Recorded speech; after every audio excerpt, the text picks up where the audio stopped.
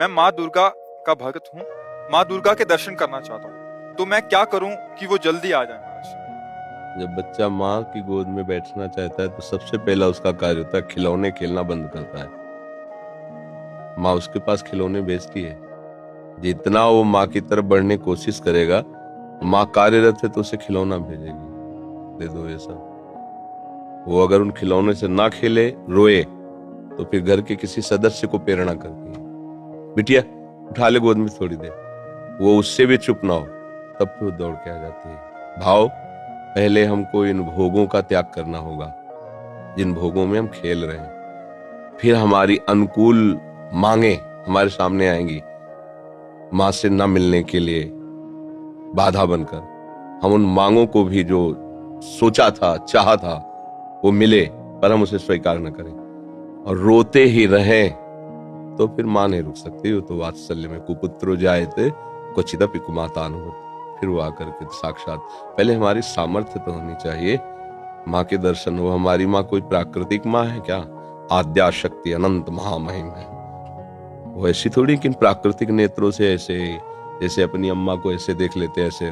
वो केवल तुम्हारी माँ थोड़ी, जगत माता है और वो आद्या शक्ति है, ईश्वरी है। कोई ऐसे थोड़ी कि ऐसे देख लोगे।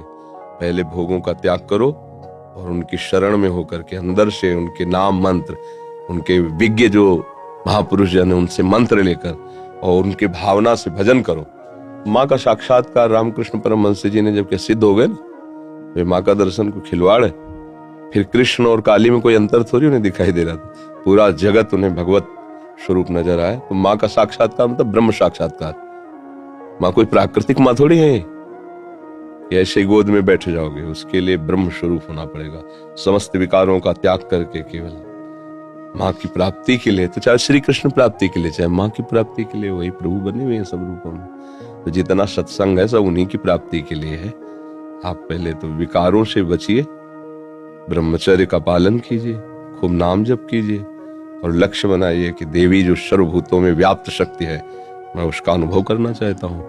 वो आ जाएंगी, कृपालु है, कृपा करके दर्शन दे। देवी प्रपन्नार्ति हरे प्रसीद, प्रसीद मातर जगतोखिलस्य, प्रसीद विश्वेश्वरी पाहि विश्वम, त्वमीश्वरी देवी चरा चरस्य। हे देवी, आप ही चराचर रूप में विराजमान हो। आ गई ना सिद्धांत के सर्वम खलविदम ब्रह्म वासुदेवा सर्वम, आ गया ना। एक ही बात है, वो तत्व एक ही है, चाहे उसे माँ कहो, चाहे पिता कहो, चाहे दोस्त कहो, चाहे प्रीतम कहो। वही सखा है, वही प्रीतम है, वही माँ है। तुम जिस भाव से भजोगे आ जाएगा। तो मैं वो माता च पिता तो मैं, तो वही शिव है, वही शक्ति है, कोई दो तो है नहीं। वही माँ है, वही पिता है। आप माँ भाव से भजोगे, हमारे प्रभु माँ भाव से आ जाएंगे। पर उनके आने के लिए जो स्वागत तैयारियां करनी है वो हमें करनी है। हमारे हृदय में जो अभी कूड़ा करकट वासनाएं हैं हटानी पड़ेगी। खूब नाम जप करे और भाव से चले तो तुम्हारी बुद्धि में ही प्रकाशित हो जाएंगे। या देवी सर्वभूतेषु बुद्धि रूपेण संस्थिता नमस्तस्यै नमस्तस्यै नमस्तस्यै नमो नमः। विराजमान हो जाएंगे बुद्धि में। देख मैं आ गई। उनके प्रचंड तेज को कोई सह सके? जब तक भजन के द्वारा अंतःकरण निर्मल, उनके प्रचंड तेज को सह सकते हैं। वो शिव शक्ति है, अम्बा है, आद्या शक्ति है। एक अंश में सूर्य विद्यमान, आंख मिला के देखो 12 बजे दोपहर के, और अनंत सूर्यों जैसी कांति मां भगवती की है। महाबलशाली, त्रिभुवन में कोई पैदा नहीं हुआ कि अपने स्वरूप में आ जाए, उनसे आंख मिला ले कोई।